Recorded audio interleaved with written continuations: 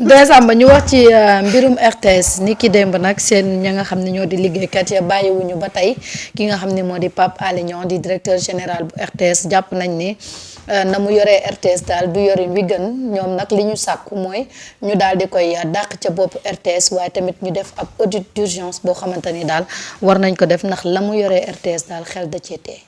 waaw xam nga gis nga loolu moo reflété même la qualité du travail de RTS. oui c'est-à-dire que boo gisee RTS nu muy joobee. nga xam ne y a un problème.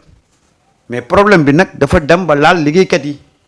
et moi j'ai toujours dit que quand un problème commence il faut mettre ce problème-là sur la table ñu régler ko. RTS ça fait bientôt 2 à 3 mois ñu nekk ci crise. ëpp na ko sax loolu c'est pas bien pour une télévision nationale. xoolal ren. ci CAN bi.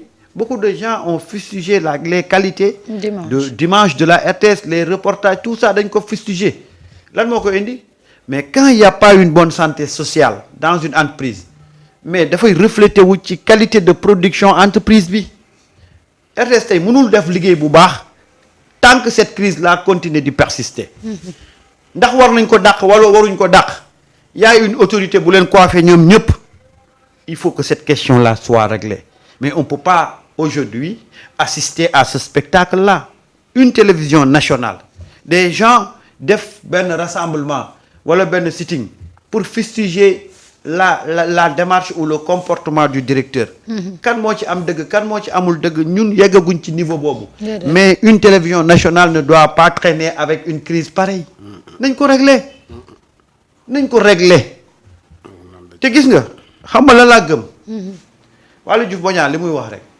nee na moom jëmmam su naree tax projet bi yàqu moom mu effacé wu donc aujourd'hui nous avons besoin que les choses bougent mais pour que les choses bougent nag dans chaque entité dafa war a am une communication une concertation quel que soit problème bu ñu mënti am war nañ ko mën a teg sur la table pour régler ko mais ce climat de guerre froide là bi am biir RTS warul am waxuma la nag mu yegg ba ci ay 2 mois 3 mois ndax nag ñoom ñoo nekk foofu ci biir. tantôt nga dégg la version du personnel tantôt nga dégg la version du directeur. te ku ci wax rek nga jàpp ne moom moo am dëgg. waaw mais nañu toog ñu waxtaan. ñu trouver une solution. et que nag mu nekk une solution courageuse. ñu régler ko mais nag les sénégalais xaaruñu woon fii RTS. déedéet. les sénégalais dañu xaaroon RTS tey ci beneen look ci beneen dynamique mais je suis désolé. mais bu amee foo xam ne am nañ apprécier nañ fa changement mais RTS mais tu te dis des fois sax est-ce que li fi ne woon gënul li fi nekk léegi je suis désolé ça va pas à la RTS ça va pas. En tout cas c'est très malheureux de voir la qualité d'abord du travail qui se passe à la RTS en tant que acteur de média. Oui, en tant que télévision nationale. C'est désolant également de voir ay travailleurs de la RTS di fustiger wu yenn comportement yenn lii ñu gis dans les faits nga gis ñu nga xam ne dañu doon ñëw pour def ay émission après gisatoo leen ñu doon def lii nga génnee après tu vas te poser des questions dañ leen yóbbu frigo et cetera lu ci mënti am mbir yi moom toog waxtaan lay mujjee. C'est ça. Donc nañu njëkkee foofu toog waxtaan ba nga xamante ni dinañu am une solution par rapport ak ce qui se passe et l'objectif de la RTS moom mooy informer les Sénégalais mais jox leen une bonne qualité quand même de contenu et loolu tant qu'il n'y a pas d'harmonie RTS mënu ko def parce que ku mer mënoo ko yónni ci terrain bi bu indi la lu baax loolu moom c'est impossible un caméraman bu nga xamante ni daf la mere bëggul liggéey li parce que ni nga koy traité baaxul nga ne ko demal filmeel ma Samba Ndiaye mu ñëw dérégler jaf bi dérégler lépp ñëw indi la na la li laa am waaw loo ci man dara lu yàqu la donc yooyu c'est à éviter et loolu nag c'est au manager de gérer C'est ça. les choses parce que là polémique bi à longueur de journée dafa bëri sax te dafa yàgg en fait. qui a tort qui a raison loolu nag ñun xamuñu ko mais toog leen waxtaan trouver une solution Wax pour dëgg l'intérêt des Sénégalais parce Tout à que fait. vous travaillez pour les Sénégalais Absolument. donc problème nag mënul ñàkk mais trop problème Mais bu ne toog waxtaanee ko. toog waxtaanee ko solution am parce que ñun on ne maîtrise pas trop ce qui se passe à l'intérieur de la boîte ñun maîtriser wuñ ko.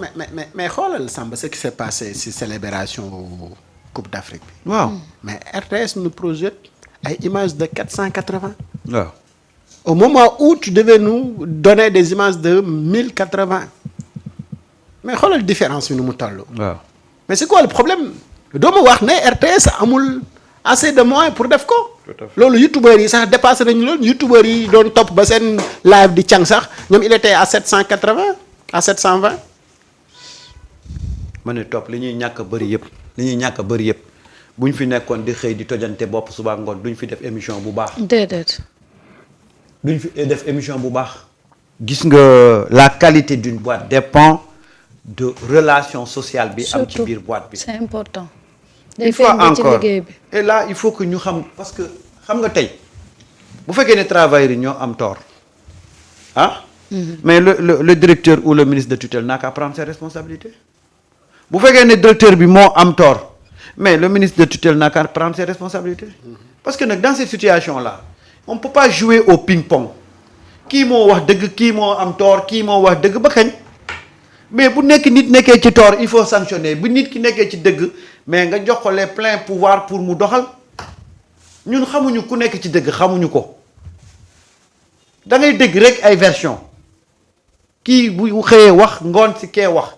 mais un problème on le règle un problème on le règle parce que nag tey RTS dafa am lu am solo lu mu waroon jouer ci arriver au pouvoir au régime bi parce que tey RTS moom moo waroon à travers des émissions ah mais def la promotion de li nga xam ne moom moo yuq projet bi mais tey lan nga gis depuis bu ñu ñëwee lan nga gis tey RTS def ko en termes d'avancée et pourtant les Sénégalais avaient fondé beaucoup d'espoir ci RTS lan moo tax tey Sénégalais yi jékki-jékki rek war gannaaw RTS il faut se poser la question lan moo ko waral. ñun tout au début moom amoon nañu ci suñu benn regard ah. waaw c'était dit ci façon bi gars yi bëgg a teg RTS du yoon bu baax bi te bu fekkee ni noonu lañ ko bëgg a teg parce que dès les premières recrues si ngay xam ne ëpp affaire bi du voilà. c'est ça mais bon de toute façon il faut trouver une solution ah. c'est ça lu mu mën ci demee it. syndicat bi ak direction bi moom faaw ñu toog waxtaan. il faut ñu waxtaan. waaw parce que tey boo nee Pape Ali moo am dëgg ah. ci loo koy teg. waaw mais même bu amee dëgg. la situation continue à être délétère. am na dëgg. mais qu'est-ce qu'il faut faire maintenant pour régler ce problème là. nga tourner ne travailleurs yi am nañ dëgg. ok am nañ dëgg mais est-ce qu'on va continuer à vivre cette situation délétère là ñun ce qu'on cherche c'est de retrouver notre télévision nationale avec des productions de qualité am nañ ressources humaines bi am nañ les moyens mais tey mënuloo nekk ci benn tension sociale à l'intérieur de la boîte ah ba pare di produire lu rafet déedéet. sénégalais yi ñu ci bëri dañu mer ci arrivé Lions yi dañu mer ci bi Lions yi di def seen parade parce que y avait un problème de qualité dans la production il y avait un problème de beaucoup de choses yoo xam ne Sénégal dañoo obligé ñiy dem rabattre ci site yi ñiy dem loolu nag li koy indi mooy quand une société a un problème social société bi ne peut pas faire des résultats. déedéet te tension bi mënul continuer parce que ces journalistes là ñoom ñooy def liggéey bi. waaw il faudra tamit boo nekkee njiit nga mën a toog parce que lépp ci waxtaan lay mujj. mais dafa mel il faudra ñu waxtaan quand même ñoo essayer de trouver des solutions parce que bu fekkee ñoom dañu jàpp ne yorin bi baaxul ba dañ ko war a auditer nu mu gën a gaawee sàkku itam ci ñu dàq Pape Alé ça veut dire que le problème est beaucoup plus grave. Ouais. et que loolu il faudra su fekkee ñoom mënuñu ko lijjanti seen biir que suñu autorités yi tamit jël seeni responsabilité toog waxtaan ñu xool lan mooy problème bi parce que mënul continuer. xam nga dafa mel ni rek passagers yi nekk ci biir oto bi di xuloog chauffeur bi. kañ la oto bi di tàkk ah. passagers yi nekk ci biir oto bi di xuloo ak chauffeur bi. oto bi du dem. oto bi du dem alors que dañoo bëgg oto bi dem léegi kay il faut ñu trouver tey boo dégloo Pape Alé dina ne bu waxee ba pare da nga naan liggéeykat yi ñoo am tort. waaw ok liggéeykat yi ñoo am tort mais quelle est la suite quelle est la suite est-ce que dañuy continuer liggéeykat yi ñoo am tort nga xëy déglu liggéeykat yi ñu ne la Pape Alé moo am tort lan moo ci rek yow dara te gis nga lii day delluwaat ci samay wax jama doon wax début bi gis nga ñi ñu fal Marieta bi ñu ñëwee 1 mois 2 mois après dañu waroon bëcc ci table bi tous les problèmes yi ñu fekk ci boîte bi pour que tey bu problème demee ba ëllëg mu taxaw Sénégalais dinañu am une idée ci kat moom de ba mu yegsee waxoon na lam fi fekk waaye mu bàyyi ba tey waaw moom muy Pape Alé muy doog a ñëw di waxaat nee na ci building bi liñ ci def ak inauguration bi liñ ci wax amul nangam loolu c'était avant wax avant que li yëpp di xew dama ko fee jooy tuuba dee nee naa leen bu ngeen yegsee bu ngeen dawalee un mois 2 mois 3 mois def leen audit ngeen jël ko teg ko ci table bi ndax danañu dem ba ci biir ñu indi fi problème boo xam ne du ngeen ko mën a wax fenn il a fallu 2 ans pour que ñun tey ñu xam ne bon ñun xamoon nañ ko ñun mais sénégalais yi di doog a xam ne building bi parewutoon ba pare liñ ci def liñ ci wax moom lañ ci def ba pare liñ ci wax moom lañ ci def waa loolu ba nga yegg mu toog ba tey doog koy leeral voilà c'est que Samba li nga wax noonu yàgg nga di ko wax dafa am yàgg naa di ko wax gis nga ñi nekk ci direction yi ku ci nekk am nga loo fa fekk béccil audit yi ëllëg fu wax jubee ñu xam ne yow lii ak lii nga fi fekkoon mais mënuñu bàyyi ba affaire yi commencé génn yow nga bëgg leeral en fait nit ñi dañ naan moo kii lu tax defu ko woon bu yàgg voilà te mënootoo nag wax ba am raison déedéet parce que 2 ans yi nga fa def Sénégalais yi bu boobaa dañ ne yow lu tax nga toog 2 ans yëpp noppeeku c'est bizarre Marieta boo demee ci kër nga fekk fa ay problème mais boo demal ci say mbokk na leen man kat kër ga ma dem sëyi fa fekk naa fa samay ay problème li yëg lii laa fa dund bu ñu demee nag ba histoire bi ñëw nga am problème dana ne Marieta de waxoon nañu ko nag wax dëgg fa yàlla ba muy ñëw ci kër ga waxoon nañu ko kon lii du lu ñu bett et c'est exactement avec tous les DG bi ñu yegsee fii laal na leen balaa ngeen di avancer faites un audit ngeen teg ko ci kaw table bi sénégalais yi xam qu'est-ce qui s'est passé mais bu ngeen ko deful di ngeen dem ba 2 ans après ngeen bëgg a convaincre mais duñ leen ci bàyyi parce que dafay am assez de rumeurs yoo xam ne après mooy gripper un peu la machine mais boo yegsee boo dawalee tuuti di nga xam les problèmes gënal wax ko xam nga le DG Sogepa bi mu yegsee dañu dawal tuuti mu génn wax problème yi mu fekk foofu yépp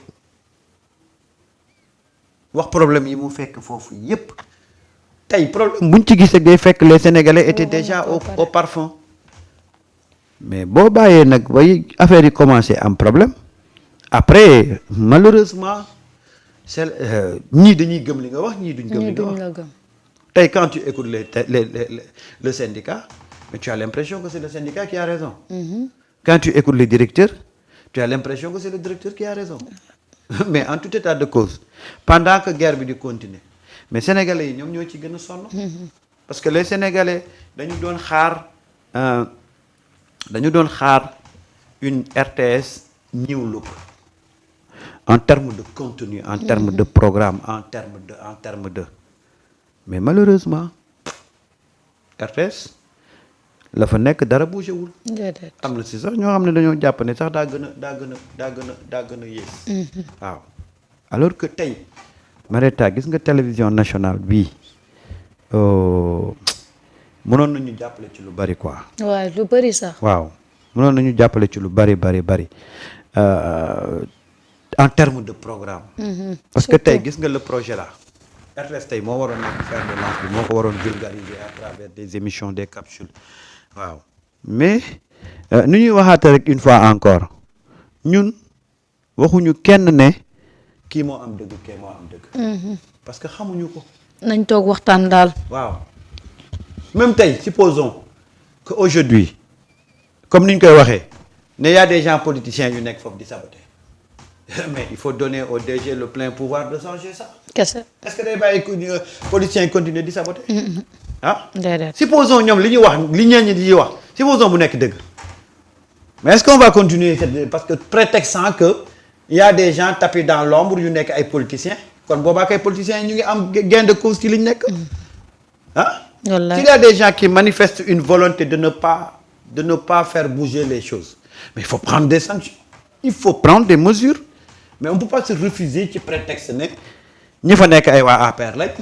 ñi fa nekk ay booy Racine Talla lañ mais loolu c'est loolu c'est un prétexte qui tient pas debout. déedéet. waaye léegi boo demee ba booy Racine Talla yooyu ngay wax ak booy APR yooyu dem ba bloqué affaire yi waaw léegi lan moo jaroon kon ñu la fay teg. jaru ko de. moo tax nag il s'agit pas aujourd'hui de dire que kii politicien la kii politicien la. Aujourd'hui le problème mooy comment faire pour régler. ce problème. voilà nit ñi mën a nekkaat ci benn climat boo xam ne mais dana baax man de wax dëgg fa yàlla je connais des journalistes très chevronnés à la RTS des journalistes très professionnels à la RTS loolu xam naa ko Pape Ali it je sais que c'est un bon journaliste il peut et loolu laa am bañ koy fal il peut faire de très bons résultats à la RTS. Ouais. Mais à l'absence d'un climat social. Tu peux pas faire de résultats. Mais rien ne peut se. Non. dara mënu fa dox. moo tax nag il faut. pour def résultat moom il faudra que climat bi changer déjà ñu mën a waxtaan dox ci diggante directeur général bi ak ña fay liggéey ñu xool bu problème amee nan la ñuy def ba àndandoo surmonter ko parce que boîte yëpp ay am problème. mais problème yi fenn rek lañ leen di mën a séparer mooy que ni kii dafa am grandeur déglu peut-être ay ñi muy liggéeyal. ngeen toog ngeen waxtaan parce que lépp ci waxtaan la mujj.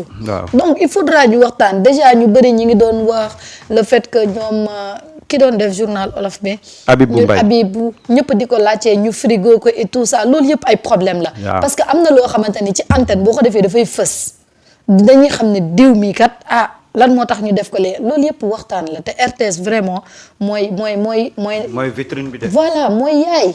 ñëpp ci moom la ñuy roy donc il faudra nag vraiment ñu toog waxtaan pour épargner ñu nag vraiment ces détails là ak problème yi suñ ko mënul régler entre eux. que nag nos autorités jël seen responsabilité parce que RTS nag du Sunugal 24 de. déedéet. RTS ñun ñëpp ko moom da nga cee bokk mu bokk ci internet yi bokk ci. man de xam nga lu ma ku ne am nga ci pàcc. waaw man de xam nga lu ma gëm man. kenn du ma abal gémmiñ rocc làmmiñ. déedéet. gis nga bu ma xamee ne condition yi ma nekk nii. li ma bëgg ci RTS mënul nekk. ma saisir ñi ma ci war a saisir pour ñu jàppale ma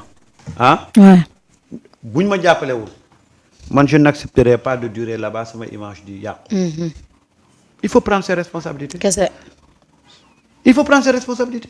amul leneen. mais nag depuis un certain temps il y a un jeu de ping-pong ñii buñ génnee wax ñii génn wax kii génn wax mais nag nous avons besoin vraiment d'une RTS stable. D'accord. et surtout wax dëgg fa yàlla RTS boo xam ne dafay fekk si li ko sénégalais yi taxoon ñu daw fa réerali ko. Et je suis parfaitement d'accord avec les gens qui disent que un bon journaliste n'est pas un bon manager.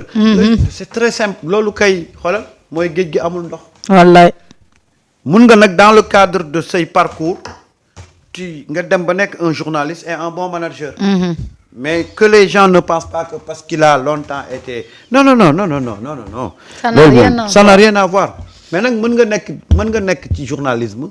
de par ton expérience de par ton parcours de par des trucs que tu as réussi à gérer tu deviens un bon manager. waaw mais nag je précise que c'est pas forcément un bon jour ça n'a rien à voir te nag RTS du ay compétences journalistiques rek mooy tax nga yor ko. déedéet. waaw RTS. il faudra c'est une savoir entreprise manager où on a plus besoin des capacités managériales. Surtout. que ay capacités journalistiques. mais nag je ne dirais pas que Pape Alé amu ko du ma ko wax parce que xaw ma. déedéet. waaw je l'ai jamais vu à l'épreuve mais man li may waxaat rek mooy nañu apaiser climat bi. nañu fexe nit ñi nekk